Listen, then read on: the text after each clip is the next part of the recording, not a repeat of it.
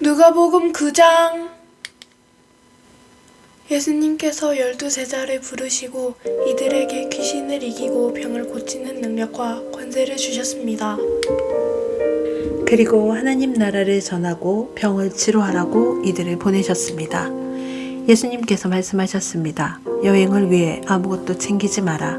지팡이나 가방이나 또는 빵이나 돈이나 챙기지 마라. 옷도 두 벌을 준비하지 마라. 어느 집에 들어가든지 떠날 때까지 그 집에 머물러라. 만일 너희를 받아들이지 않으면 그 마을에서 나올 때에 내 발에서 먼지를 털어버려라. 이것은 그들에게 경고하는 증거가 될 것이다. 제자들이 떠나 온 마을을 두루 다니면서 복음을 전파하고 가는 곳마다 사람들을 고쳐주었습니다. 분봉왕 헤롯이 일어나는 모든 일을 듣고 매우 혼란스러웠습니다. 그것은 어떤 사람들은 세례자 요한이 죽었다가 다시 살아났다고 말하고, 어떤 사람들은 엘리야가 나타났다고도 하고, 또 어떤 사람들은 옛 예언자 중에 하나가 다시 살아났다고도 하였기 때문이었습니다. 헤롯이 말했습니다. 내가 요한의 머리를 잘랐는데 이런 소문이 들리는 그 사람은 누구인가? 헤롯은 예수님을 한번 만나보려고 하였습니다. 사도들이 돌아와서 자기들이 했던 모든 일들을 예수님께 말씀드렸습니다. 예수님께서 제자들을 데리고 벳세다라고 불리는 마을로 가셨습니다. 사람들이 이 사실을 알고 예수님을 따라왔습니다. 예수님께서 이들을 반기시며 하나님 나라에 대해 말씀하셨습니다. 또한 치료받아야 할 사람들을 치료해 주셨습니다. 날이 저물기 시작할 때 12제자들이 예수님께 와서 말했습니다. 우리가 있는 곳은 빈들이니까 사람들을 보내십시오. 그래서 근처 마을과 농가로 가서 잠잘 곳을 찾고 먹을 것을 얻게 하십시오. 예수님께서 제자들에게 말씀하셨습니다. 너희가 사람들에게 먹을 것을 주어라. 제자들이 대답했습니다. 우리에겐 단지 5개의 빵과 생선 2마리밖에 없습니다. 가서 이 모든 사람들을 위해 음식을 사지 않으면 안 되겠습니다. 사람들은 남자들의 수만 약 5,000명 정도 되었습니다.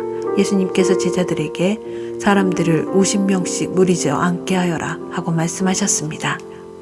제자들이 예수님의 말씀대로 사람들을 앉게 하였습니다. 예수님께서 빵 5개와 생선 2마리를 들고 하늘을 우러러보며 감사 기도를 하셨습니다. 그런 후에 제자들에게 떼어주며 사람들 앞에 내놓도록 하셨습니다. 사람들이 모두 먹고 배가 불렀습니다.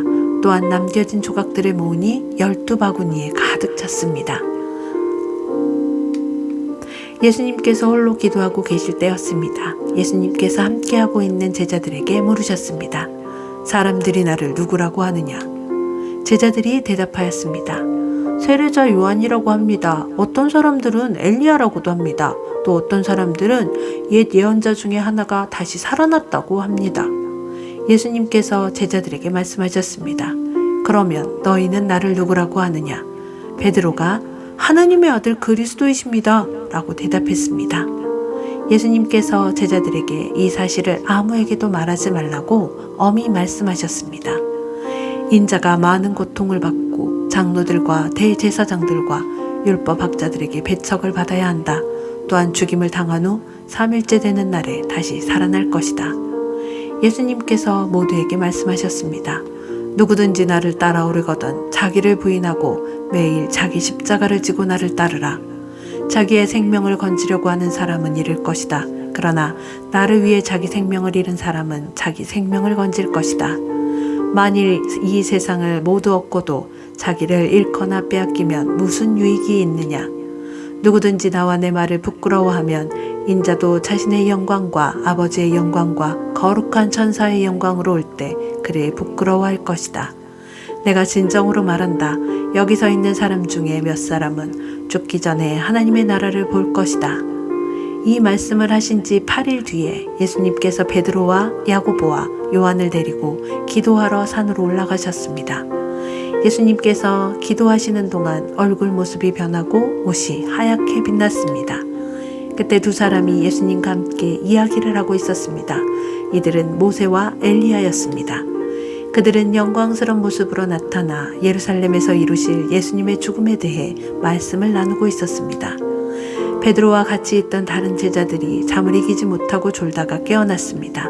그리고 예수님의 영광을 목격하고 다른 두 사람이 예수님과 함께 서 있는 것을 보았습니다. 모세와 엘리야가 떠나려고 하자 베드로가 예수님께 말씀드렸습니다. 선생님, 우리가 여기 있는 것이 좋겠습니다. 저희들이 천막 셋을 세우겠습니다. 하나는 선생님을 위해, 하나는 모세를 위하여, 그리고 또 하나는 엘리야를 위하여 말입니다. 베드로는 자기가 무슨 말을 하는지도 알지 못했습니다. 베드로가 이 말을 하고 있을 때 구름이 일어나서 그들을 뒤덮었습니다. 제자들이 구름 속으로 들어가게 되자 두려워하였습니다. 구름 속에서 소리가 났습니다. 이는 내 아들, 내가 택한 자이다. 그의 말을 들어라. 소리가 들릴 때 예수님만 홀로 서 계셨습니다. 제자들은 입을 다물고 자신들이 본 것에 대해 아무에게도 말하지 않았습니다. 다음 날 산에서 내려왔을 때 많은 사람들이 예수님을 맞이했습니다. 그 사람들 중에 한 사람이 예수님께 외쳤습니다. 선생님, 제 아들의 병을 고쳐주십시오. 하나뿐인 아들입니다. 악한 영이 아이를 사로잡으면 갑자기 아이가 소리를 지릅니다. 또 아이에게 경련을 일으켜 입에 거품을 물게 합니다. 그리고 아이에게 상처를 입히며 여간에서 떠나려고 하지 않습니다. 제가 선생님의 제자들에게 쫓아달라고 간청하였지만 그들은 할 수 없었습니다. 예수님께서 대답하셨습니다. 믿음이 없고 삐뚤어진 세대여, 내가 얼마나 오랫동안 너희와 함께 있으면서 참아야 하겠느냐. 내 아들을 이리 데리고 오너라. 소년이 올 때 마귀가 그를 넘어뜨려 경련을 일으키게 하였습니다. 예수님께서 더러운 영을 꾸짖으시고 소년을 고쳐주셨습니다. 그리고 그 아버지에게 돌려보냈습니다. 사람들은 모두 하나님의 위대하심에 놀랐습니다. 사람들이 모두 예수님을 하신 일을 보고 놀라고 있을 때 예수님께서 제자들에게 말씀하셨습니다. 너희는 이 말을 귀담아 들어라. 인자가 사람들의 손에 넘겨질 것이다. 그러자 제자들은 이러한 예수님의 말씀을 이해하지 못하였습니다. 제자들이 이해하지 못하도록 그 뜻이 감춰져 있었습니다. 또한 제자들은 이 말씀에 대해 예수님께 묻기를 두려워하였습니다. 제자들 사이에 누가 가장 큰 자인가를 놓고 말다툼이 일어났습니다. 예수님께서 제자들이 마음속으로 무엇을 생각하는지를 아시고 한 어린이를 옆에 세우셨습니다. 그리고 말씀하셨습니다. 누구든지 내 이름으로 이런 어린아이 하나를 맞아들이는 사람은 나를 맞아들이는 것이다. 또한 누구든지 나를 맞아들이는 사람은 곧 나를 보내신 분을 맞아들이는 것이다. 너희 중에 가장 작은 자가 가장 큰 사람이다. 요한이 대답했습니다. 선생님, 어떤 사람이 선생님의 이름으로 마귀를 내쫓는 것을 보았는데 그 사람이 우리와 함께 다니지 않으므로 그렇게 못하게 막았습니다. 예수님께서 요한에게 그를 막지 마라. 너희를 반대하지 않는 사람은 너희를 이롭게 하는 사람이다. 라고 말씀하셨습니다. 예수님께서 하늘로 올라가실 때가 가까워오자 예수님께서는 예루살렘으로 올라가기로 하셨습니다. 예수님께서 사람들을 미리 보내셨습니다. 그들은 가서 예수님을 모실 준비를 하려고 어떤 사마리아 마을로 들어갔습니다. 그런데 마을 사람들이 예수님께서 예루살렘으로 향하여 가시는 것을 반기지 않았습니다. 이것을 보고 예수님의 제자인 야고보와 요한이 말했습니다. 불이 하늘에서 내려와 이 사람들을 모두 태워버리라고 하면 어떻겠습니까? 그러나 예수님께서 그들을 꾸짖으셨습니다. 그리고 다른 마을로 가셨습니다. 그들이 길을 가고 있을 때 어떤 사람이 예수님께 말했습니다. 선생님이 어디를 가시든 저도 따라가겠습니다. 예수님께서 그에게 말씀하셨습니다. 여우도 굴이 있고 하늘의 새들도 둥지가 있다. 그러나 인자는 머리를 둘 곳이 없다. 예수님께서 또 다른 사람에게 말씀하셨습니다. 나를 따라오너라. 그러자 그 사람이 말했습니다. 먼저 제 아버지의 장례를 치르게 해주십시오. 예수님께서 그에게 말씀하셨습니다.